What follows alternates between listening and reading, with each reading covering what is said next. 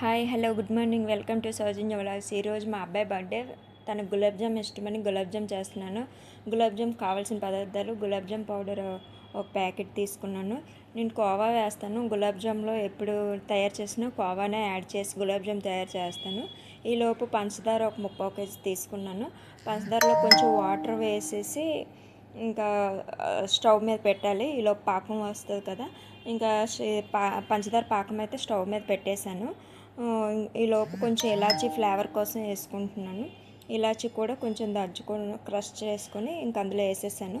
ఇప్పుడు గులాబ్ జామ్ మిక్స్ని బాగా ఉండలు లేకుండా, కోవా కూడా కొంచెం ఉండలా ఉంటుంది కదా, మొత్తం మెత్తగా విప్పాలి. మొత్తాన్ని ఒక పౌడర్ లాగా చేయాలి.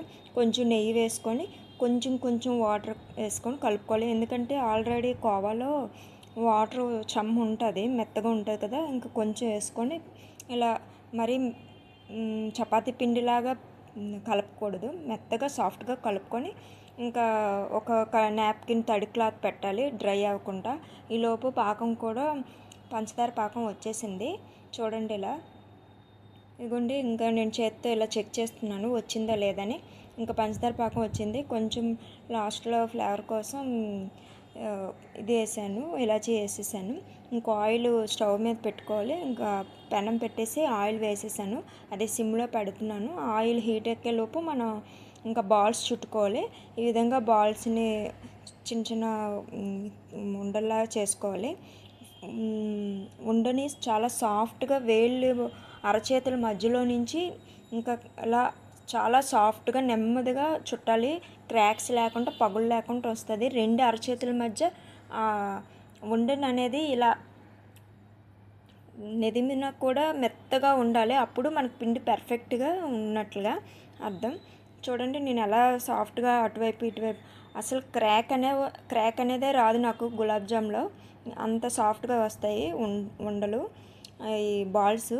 చూడండి, ఇలా ప్రతిదాన్ని ఇలాగే చేసుకుంటున్నాను అలా అనమాట. ఇంకా ప్రతిదాన్ని అలా చేసుకొని ఇక పక్కన పెట్టుకున్న ఈలోపు ఆయిల్ వేడెక్కిందో లేదో మనం చెక్ చేసుకోవాలి. ఇంకా నేను చూపిస్తున్నాను కదా, ఈ విధంగా అసలు ఒక్క క్రాక్ కూడా ఉండదు బాల్స్లో.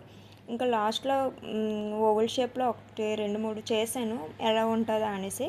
అవి కూడా ట్రై చేశాను కాలా జామున్ లాగా. ఇంక ఇదిగో రెడీ అయిపోయింది. మొత్తం రెడీ చేసుకున్నాను బాల్స్ని. ఈలోపు ఆయిల్ హీట్ ఎక్కిందో లేదో మనం చూద్దాము.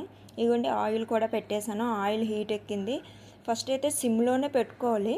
తర్వాత చిన్నది ఫ్లేమ్ మీడియం పెట్టాలి, మరీ హైలో పెట్టకూడదు. ఇంకా ఉండని ఆయిల్లో వేసేటప్పుడు, బాల్స్ని ఆయిల్లో వేసేటప్పుడు చాలా స్లోగా వేయండి. కొందరికి ప్రాక్టీస్ ఉండకపోతే ఆయిల్ అనేది మన పైకి చిమ్ముతుంది. నాకు అలవాటు ఉంది కాబట్టి నేను మామూలుగా వేసేస్తున్నాను, ఏమీ కాదు. అలాగని పెద్ద కళాయి తీసుకున్నాం కదా అని బాల్స్ అన్నీ ఒకేసారి వేయకూడదు. ఎందుకంటే అది ఆయిల్లో వేడెక్కేసరికి కొంచెం పొంగుతాయి కదా.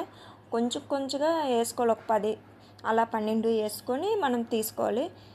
చూడండి, గోల్డెన్ బ్రౌన్ కలర్ వచ్చింది. ఇలా తిప్పుతూ ఉండాలి. ఆ బాల్స్ వేసాక గరిటను అలా తిప్పుతూ ఉంటేనే మనకు కరెక్ట్గా వస్తుంది. ఇంకా పాకంలో వేసుకున్నాను. మళ్ళీ సెకండ్ ట్రిప్ వేసుకున్నాను. ఇలా గరిటతో తిప్పుతుంటే మొత్తం అన్నీ ఒకే కలర్లో వస్తాయి. ఇంకా ఫైనల్గా ఇలా పాకంలో వేసుకున్నాను. చూడండి, అప్పుడే వేసుకున్న వెంటనే అవి అబ్జర్వ్ చేసుకున్నాయి. ఇంకా ఫైనల్ అవుట్పుట్ అయితే ఇదండి ఫ్రెండ్స్. చాలా బాగా వచ్చాయి గులాబ్ జాములు, టేస్ట్గా ఉన్నాయి. చూడండి, నేను ఇప్పుడు మీకు పెట్టి చూపిస్తాను. చూడండి, అసలు అనేది కూడా లోపల ఎంత సాఫ్ట్గా, చాలా మెత్తగా, మృదువుగా వచ్చింది గులాబ్ జాము. మీకు చూస్తేనే తెలిసిపోద్ది. వీడియో నచ్చితే లైక్, షేర్, సబ్స్క్రైబ్ చేయండి ఫ్రెండ్స్. బాయ్. నెక్స్ట్ వీడియోలో కలుద్దాం.